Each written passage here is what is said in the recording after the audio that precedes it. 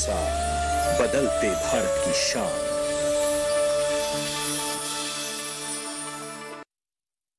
लहलहाती फसल, भरे पूरे खेत खलिहान, हर किसान का बस यही अरमान। लेकिन प्रकृति पर किसका जोर? कभी बारिश, कभी बिजली, कभी ओला, कभी सूखा, तो कभी कीट पतंग का प्रकोप कर दे नुकसान कमर तोड़। भैया खेती में तो जोखम रहता ही है, अब क्या करें? अब प्रकृति का कोनो उपाय है का? प्रकृति का तो नहीं, मगर नुकसान का उपाय है। अच्छा? हाँ, AIC से फसल बीमा। फसल बीमा? मतलब मामूली सा प्रीमियम दो और बड़ी चिंता से मुक्ति पाओ। अरे वाह! AIC से अपनी जरूरत अनुसार कोई फसल बीमा चुने, जैसे प्रधानमंत्री फसल बीमा योजना। बुआई से लेके कटाई तक प्राकृतिक आपदा से सुरक्षित रहे किसान। भरपाई हो पूरी अगर फसल का हो नुकसान, जब AIC का है साथ तो ना डर ना फिक्र की बात। Agriculture insurance company of India limited, AIC।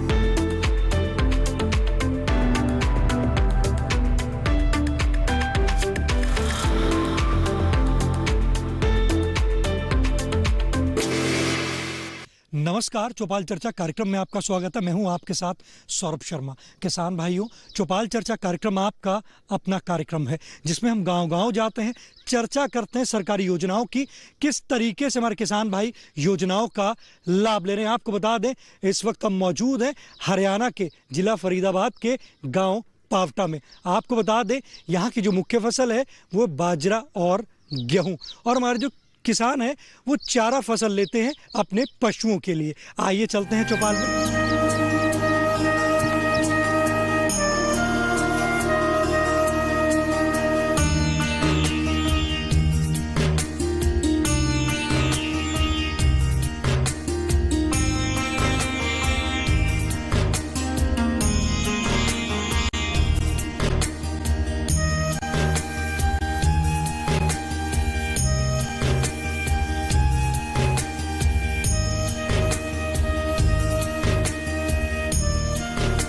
जोरदार तालियों के साथ कार्यक्रम की शुरुआत करते हैं। तो इस वक्त हम मौजूद हैं गांव पावटा में, जिसका जिला पड़ता है फरीदाबाद। आज हम बात करेंगे राष्ट्रीय कृषि विकास योजना के अंतर्गत पशुपालन के बारे में।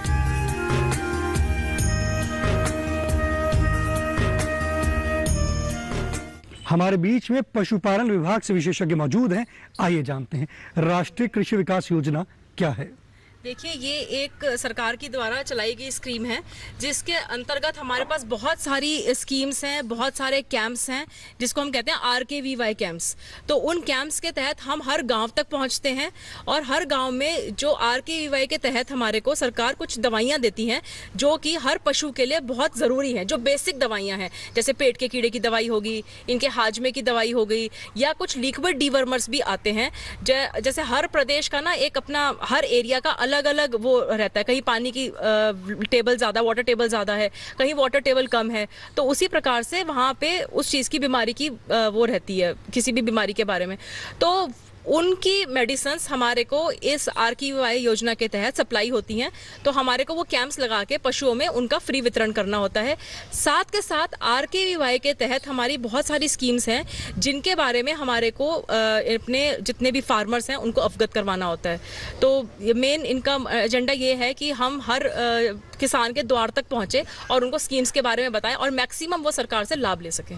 देखिए, कितनी अच्छी जानकारी दी हमारे विशेषज्ञ ने आपको बताया राष्ट्रीय कृषि विकास योजना के बारे में। हमारे बीच में किसान भाई मौजूद हैं। आइए जानते हैं। जी, आप बताएं, क्या सवाल करना चाहते हैं? सर, मैं एक युवा किसान हूँ। मैं अपनी डेयरी शुरू करना चाहता हूँ, तो सरकार लोन देती है, उसके ऊपर मैं जानना चाहूँ किस प्रकार से मैं लोन ले सकता हूँ, और किस प्रकार में, जैसे 5, 7 या 8, 10 भैंस गाय रखना चाहता हूँ, तो उन पर मुझे क्या स्कीम मिलेगी, कितना लोन मिल सकता है? राष्ट्रीय कृषि विकास योजना के अंतर्गत कितना लोन मिलेगा? कितना लोन मिल सकता है सर? देखिए, हमारे किसान भाई का एक सवाल है कि वो डेयरी खोलना चाहते हैं, किस प्रकार से वो डेयरी खोलकर उसमें लोन के लिए अप्लाई कर सकते हैं? देखिए, हमारे डिपार्टमेंट में स्कीम्स चल रही हैं। अगर आपने भैंस की डेयरी खोलनी है और गाय की डेयरी खोलनी है, पहले जो सबसे सिंपल स्कीम है भैंस की डेयरी के बारे में, ये है भैंस या गाय के, जैसे आपने लेना है, आप ले सकते हैं 4 पशु तक का लोन और 10 पशु का। तो इसमें अगर आप जनरल कैटेगरी में हैं तो आपको मिलेगी 25% की अनुदान राशि। इसमें आपको कुछ नहीं करना, सरल पोर्टल पे जाके ऑनलाइन एक आवेदन भरना है, जिसमें आपका परिवार पहचान पत्र मांगा जाएगा, आधार कार्ड मांगा जाएगा, एक पासबुक की या लोन बुक के जो उसकी एक कॉपी, और एक आपका जो है पासपोर्ट साइज फोटोग्राफ। आप ऑनलाइन अप्लाई करिए, तुरंत उसके ऊपर प्रोसेसिंग होगी। विद इन अ वीक आपकी वो फाइल प्रोसेसिंग के लिए आपके बैंक तक आ जाएगी। भाई हमारे डिपार्टमेंट से सैंक्शन होके वो बैंक में आ जाएगी, और जो कंसर्न बैंक है वो आपको लोन के लिए यस या नो सैंक्शन लेटर दे देगा। उसके बाद हम पशुओं की परचेज करवाते हैं। इसमें बेस्ट पार्ट ये है कि आपको सिर्फ 75% के ऊपर जो है ब्याज देना है, बाकी 25% जो है वो सरकार की तरफ से अनुदान राशि है। इसी तरह से जो सूचित और अनुसूचित जाति हैं उनके लिए हमारे पास इसमें 50% की छूट है। अगर वो 2 भैंसों का लोन लेना चाहें, उनका जो है वो 2 भैंसों से स्टार्ट है। 2 भैंसें लेंगे, उसके ऊपर उनको सैंक्शन लेटर मिल जाएगा, और उसके बाद जितना भी अमाउंट होगा, भैंस का दूध के ऊपर अमाउंट नापा जाता है, और उसके जो भी अमाउंट होगा उसका 50% जो है अनुदान राशि मिलेगी सरकार की तरफ से, और 50% के ऊपर उन्होंने ब्याज भरना है। ये तो है हमारी स्टेट गवर्नमेंट की स्कीम। इसके साथ साथ इसी के अंदर हम इंश्योरेंस भी करवाएंगे पशु का, और बहुत ही कम प्रीमियम रेट्स में जो है पशुओं का इंश्योरेंस हो रहा है। तो दूध के ऊपर है कि पशु अगर 10 किलो दूध दे रहा है तो आपका 150 रुपए तक इंश्योरेंस का पैसा लगेगा। तो अलग अलग कैटेगरीज बनी हुई है कि 10 किलो दूध है, 13 किलो दूध है, 17-18 से ऊपर दूध है, तो उसके ऊपर आपका जो प्रीमियम लेंगे, पर वो प्रीमियम 250-300 से ज्यादा नहीं है जो है। नहीं तो अगर आप नॉर्मली अगर अपना करवाने जाएंगे इंश्योरेंस किसी भी कंपनी से, तो वो 2,500 से 3,500 तक आपका जो प्रीमियम है वो लेते हैं। तो एक वो स्कीम चल रही है इसी के साथ साथ। सेकेंडली हमारा एक जो सेंट्रल गवर्नमेंट की स्कीम है, NLM की स्कीम है, जिसके तहत आप बड़े पशुओं का, बड़े डेयरी का लोन ले सकते हैं, जिसमें आपका जो, लेकिन उसके अंदर एक कंडीशन ये है कि आपको जो गाय है वो एक ही नस्ल की लेनी है। अगर आप हरियाणा नस्ल की गाय ले रहे हैं तो सारी हरियाणा नस्ल की गाय होंगी, साहिवाल ले रहे हैं तो सारी साहिवाल नस्ल की गाय होंगी, और ये है आपकी 100 पशुओं की डेयरी की स्कीम। इसके अंदर आपका जो है अनुदान राशि है वो शायद 50 करोड़ है, और उसमें से आपको जो अनुदान राशि नहीं, टोटल अमाउंट जो है वो 50 करोड़ है, और उसके अंदर 50% जो है वो गवर्नमेंट की तरफ से आपको 50% जो है हमारे को अनुदान राशि मिलेगी। और ऐसे ही अगर किसी ने भेड़ बकरी पालन करना है तो उसमें भी यही है, ब्रीड एक होनी चाहिए। अगर बिलाई ब्रीड है तो मतलब वो है ब्रीड जो है तो वही ब्रीड रहेगी। एक ही तरह की ब्रीड की आप भेड़ या बकरी लेंगे, उसके अंदर आप 500 भेड़ बकरी ले सकते हैं। 500 भेड़ बकरी के ऊपर आपका 1 करोड़ का आपको जो है वो लोन मिलेगा। उसमें आपका वही 50% अनुदान राशि है सरकार की तरफ से। देखिए कितनी अच्छी जानकारी दी हमारे विशेषज्ञ ने। हमारे बीच में और भी किसान भाई मौजूद हैं, आइए जानते हैं। जी आप बताएं, क्या सवाल करना चाहते हैं? एक मैं डॉक्टर साहब से सवाल करना चाहता हूं जी। ये हमारे पशुओं के चीचड़ वगैरह हो जाते हैं, तो ये किस वजह से होते हैं? एक तो हटा देते हैं बार बार, फिर दोबारा सब ये हो जाते हैं, तो इसकी कोई दवाई ऐसी बताइए जिससे परमानेंट सोल्यूशन मिले हमें। देखिए हमारे किसान भाई कह रहे हैं कि पशुओं को चीचड़ हो जाते हैं, तो उसकी कोई परमानेंट दवाई बताएं जो चीचड़ ना हो। देखिए, जो चीचड़ की प्रॉब्लम है ये है मैनेजमेंटल प्रॉब्लम। इसको हम अलग अलग तरह की जो प्रॉब्लम्स होती है इसको मैनेजमेंटल प्रॉब्लम्स में डालते हैं कि जहाँ पे साफ सफाई का, रख रखाव का थोड़ा सा भी नज़रअंदाजी हो जाती है, वहाँ चीचड़ की प्रॉब्लम बहुत जल्दी होती है। अगर आप देख रहे हैं किसी डेयरी में बहुत अच्छे से साफ सफाई, आप देखेंगे कई ऐसे मेरे पास बेनिफिशरीज हैं जिनके घर में आज दिन तक पशुओं पर चीचड़ कलीली नहीं लगे हैं, लेकिन फिर भी अगर आपके पशुओं पर चीचड़ कलीली लग रहे हैं तो उसकी जो दवाई है आज की डेट में हमारे पशु चिकित्सक अस्पताल में इंजेक्शन के रूप में और ऊपर लगाने के रूप में दोनों तरह से उपलब्ध है। आप अपने निकटतम पशु चिकित्सालय पे कंसल्ट करके और डॉक्टर से वो दवाई ले सकते हैं। आप इंजेक्शन भी लगवा सकते हैं और दवाई भी ले सकते हैं। दूसरा, इसकी रोकथाम के लिए ये है कि आप पशु को तो इंजेक्शन लगा देते हैं, लेकिन जहां पे आप पशु को बांध रहे हैं, अगर आप कच्ची जगह पे बांध रहे हैं या ईंटों पे बांध रहे हैं, तो वहां के लिए एक दवाई आती है जिसका आपको रेगुलर छिड़काव करना है। महीने में एक बार अगर आपने उस जगह पे छिड़काव कर दिया तो जितने भी चिचड़ी कलीली हैं वो जाके ना मिट्टी में या फिर आपके जो ईंटों के बीच में जगह होती है उसमें जाके छिप जाते हैं, तो वो वहां से तो बिल्कुल खत्म हो जाएंगे अगर आप वहां पे भी छिड़काव कर रहे हैं। सिर्फ पशु का इलाज जरूरी नहीं है, आसपास के वातावरण का इलाज भी बहुत जरूरी है। देखिए कितनी अच्छी जानकारी दी हमारे विशेषज्ञ ने। पावटा की चौपाल चर्चा से वक्त हो चुका है एक छोटे से ब्रेक का। ब्रेक के बाद जानेंगे राष्ट्रीय कृषि विकास योजना से और भी लाभ।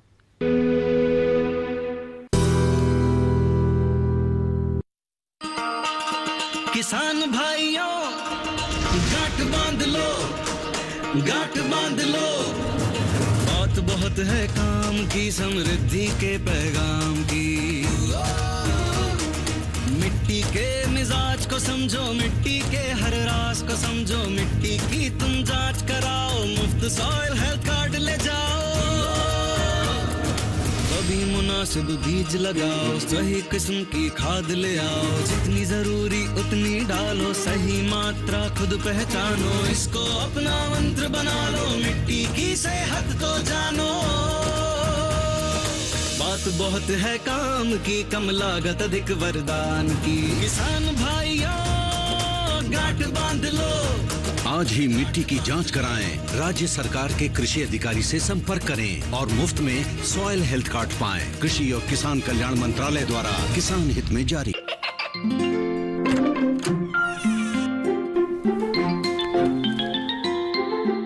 ये क्या हो रहा है? काशवी, इतने कम मार्क्स? काशू बेटा पढ़ा करो, पढ़ोगी नहीं तो आगे कैसे बढ़ोगी? मम्मा मैं भी तो आपसे यही कहना चाहती हूँ, पढ़ा करो। आप पढ़ोगे नहीं तो आगे कैसे बढ़ोगे? मतलब? वो देखो, सिर्फ बैक पर छपा ऑर्गेनिक नहीं, ऑर्गेनिक का निशान पहचानिए। पीजीएस ऑर्गेनिक का ये लो, उन किसानों की पहचान है जो आज भी परंपरागत विधि से रसायन मुक्त खेती कर आपके लिए शुद्ध फसल उपजा रहे हैं। अब समझे मम्मा, अगर मैं प्योर ऑर्गेनिक फूड नहीं खाऊंगी तो अच्छे मार्क्स कहाँ से लाऊंगी? अच्छा बच्चों, जैविक खेती की इस मुहिम को आगे बढ़ाइए, शुद्ध ऑर्गेनिक अपनाइए।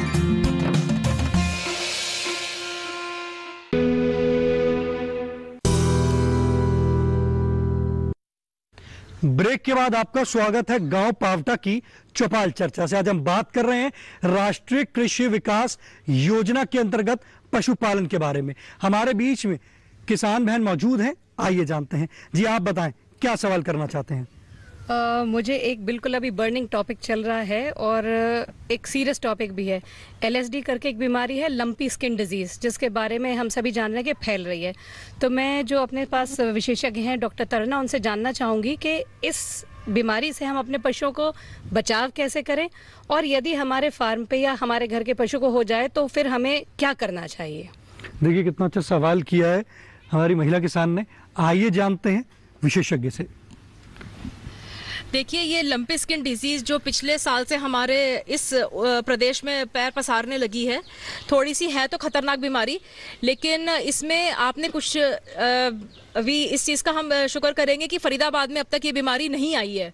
तो जैसे ही लंपी स्किन डिजीज़ आती है, अगर मान लीजिए आपके पशु पे सबसे पहला जो उसका लक्षण होगा, आपके पशु के शरीर पे, खासकर गायों के शरीर पे धब्के धब्के हो जाएंगे। ये बीमारी जो है अधिकतर गायों में, देसी गायों में देखी गई है, तो उसमें धब्के धब्के से हो जाते हैं।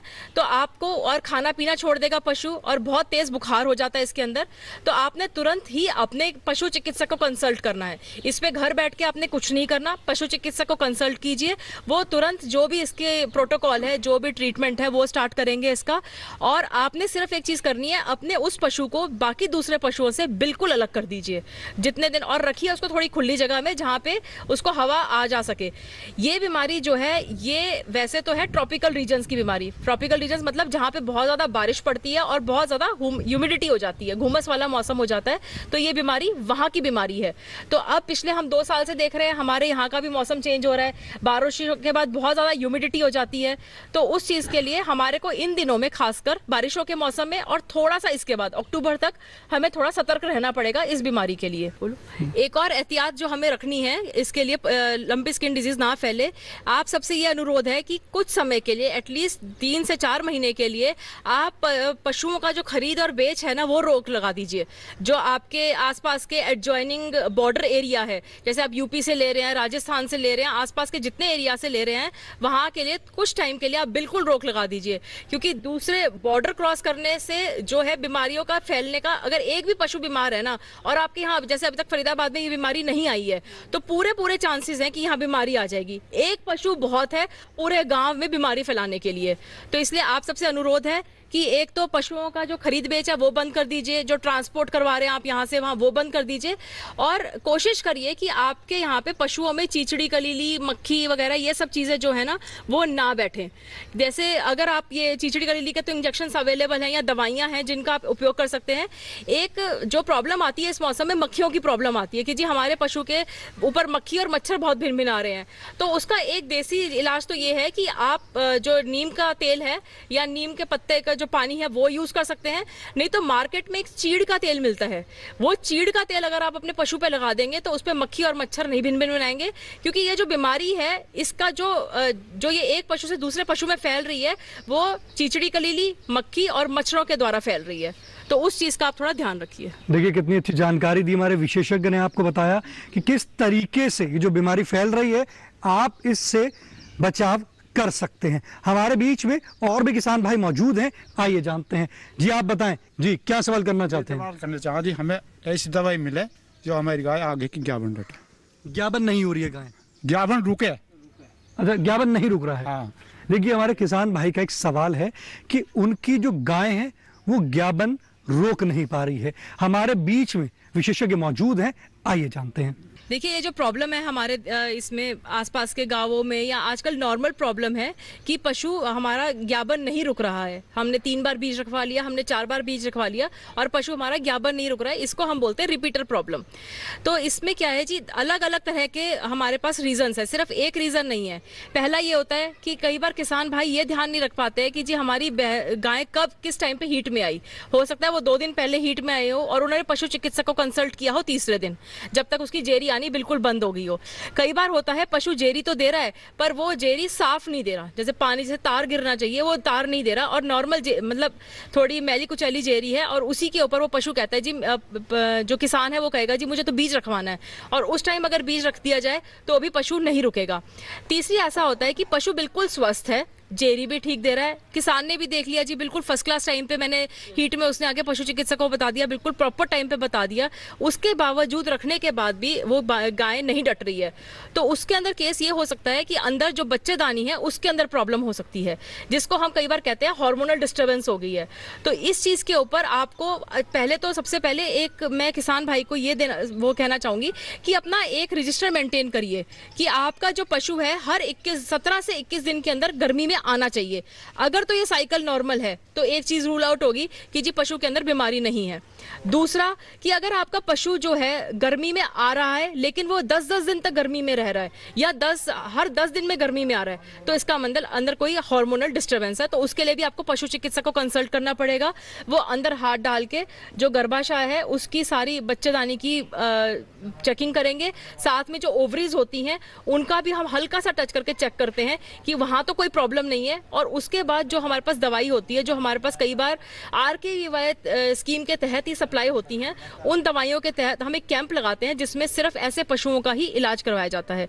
तो ये सारी जानकारी आपको अपने पशु चिकित्सक से, जो निकटतम पशु चिकित्सक है, उनसे मिल सकती है। देखिए कितनी अच्छी जानकारी दी हमारे विशेषज्ञ ने। बताया कि अगर आपको कोई भी जानकारी लेनी है तो आप अपने निकटतम पशु चिकित्सा अधिकारी से जाकर संपर्क कर सकते हैं। हमारे बीच में और भी किसान भाई मौजूद हैं, क्या सवाल करना चाहते हैं आइए जानते हैं। जी बताएं, क्या सवाल करना चाहते हैं? मैं जानना चाहता हूं कि जैसे देसी गाय का गोबर बहुत अच्छा माना जाता है खाद के लिए, वैसे ही देसी बैल का गोबर भी खाद और जीवामृत के लिए उपयोग में लिया जा सकता है क्या? देखिए हमारे किसान भाई का हमारे विशेषज्ञ से सवाल है कि जैसे कि देसी गाय का जो गोबर है वो माना जाता है अच्छा कि वो प्राकृतिक खेती में वो काम आता है, क्या देसी बैल का भी गोबर और गोमूत्र काम आ सकता है प्राकृतिक खेती के लिए? नहीं, इसमें ज़्यादातर क्या है, गाय और बैल के जो अंदर हार्मोनल, जैसे मैडम ने अभी बताया, जो अलग अलग तरह से होते हैं इनके, तो गाय का गोबर ही इसमें ज़्यादा फायदा है। बाकी प्रयोग तो कर सकते हैं लेकिन उसमें हो सकता है उतना फ़ायदा ना मिलता हो, इसीलिए बैल का नहीं हम प्रयोग कर रहे हैं, तो सिर्फ गाय का ही गोबर इसमें प्रयोग में लगता है। देखिए हमारे विशेषज्ञ कह रहे हैं कि गाय का जो गोबर है जितना उसका ज्यादा फायदा है, बैल के गोबर में उतना फायदा नहीं है। चौपाल चर्चा कार्यक्रम में वक्त हो चुका एक और छोटे से ब्रेक का। ब्रेक के बाद जानेंगे राष्ट्रीय कृषि विकास योजना से और भी लाभ।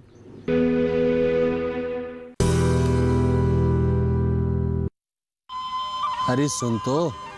मुझे क्या सुनाना चाहते हो? जो सुनाओ मेरी सौतन को। किसको? अरे वही तुम्हारा मोबाइल फोन जिससे सुबह शाम दिन रात चिपके रहते थे और कहते थे किसान कॉल सेंटर से बातें हो रही हैं। अच्छा ये बात है। हाँ क्यों, क्या हुआ? अब बात नहीं होती क्या? अब तो झट से बात हो जाती है। ऐसा क्या? हाँ अब तो ज्यादा लाइनें और खास तकनीक के कारण खेती के माहिरों से तुरंत बात हो जाती है। और अगर कभी लाइन व्यस्त हो तो अपनी समस्या फोन पर रिकॉर्ड करा दो, वहाँ से फोन आ जाता है और समस्या की हल का मैसेज भी आ जाता है। ये देखो आ गया। अरे वाह, इसका मतलब इंतजार की घड़ी अब खत्म। हाँ तभी मैं सोचूं कि आजकल मुझ पर इतना प्यार क्यों आ रहा है। कृषि संबंधी समस्याओं का अपनी भाषा में तुरंत हल पाने के लिए पूरे भारत में किसी भी फोन से हेल्पलाइन नंबर पर संपर्क करें। किसानों का दोस्त किसान कॉल सेंटर।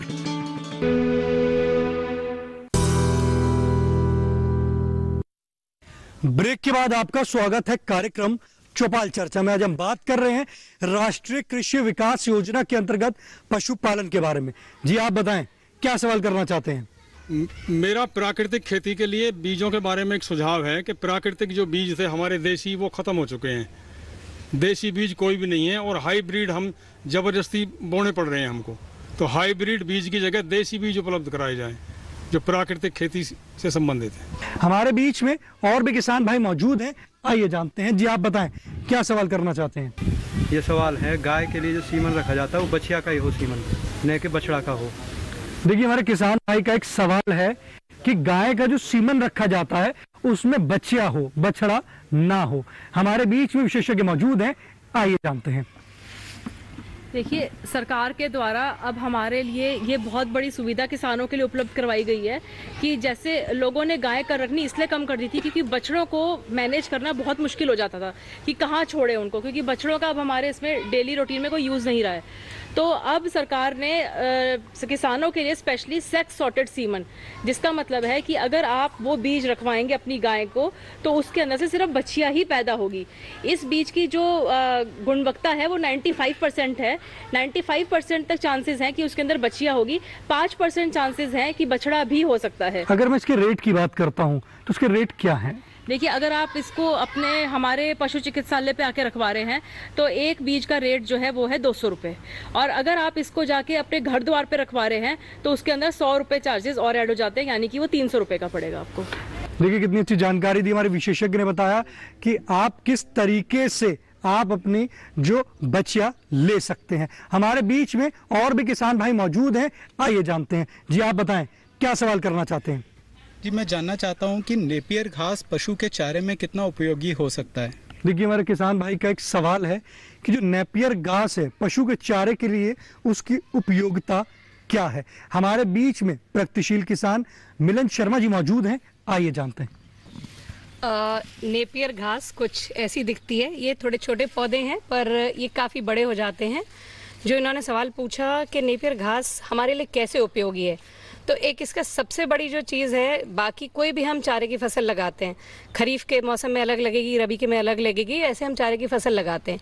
इसको हमें बार बार बीज नहीं लगाना, हमने एक बार इसे लगा दिया तो हम 3 साल तक 4 साल तक इसको आराम से इससे चारा लेते रह सकते हैं। और जो दूसरी इसकी बड़ी बात है कि इसका क्रूड प्रोटीन कंटेंट भी काफ़ी हाई है और पैलेटेबिलिटी बोलते हैं, मतलब जिसको पशु चाव से खाए, वो भी देखा गया है कि पशु इसको बहुत चाव से खाता है। तो दूध में उत्पादन में इससे बढ़त देखी गई है। और जो इसका बीज मिले, या कहते हैं बीज की जगह ये ऐसे डंडी से भी लगती है, समय होता है जिस टाइम इसको निकाला जाता है। तो अभी तक तो ये था कि इसकी जो डंडियाँ थी हमको अपने यहाँ लगाने के लिए, अगर एक बार लगानी फिर हम 3-4 साल तक उसको इस्तेमाल कर सकते हैं, पर लगाने के लिए फरीदाबाद ज़िले से थोड़ा दूर दराज से हमें लाने पड़ता था। जैसे मैं करनाल से लेकर आई हूँ, NDRI करनाल से, फिर grassland fodder research institute Jhansi से भी लेकर के आए।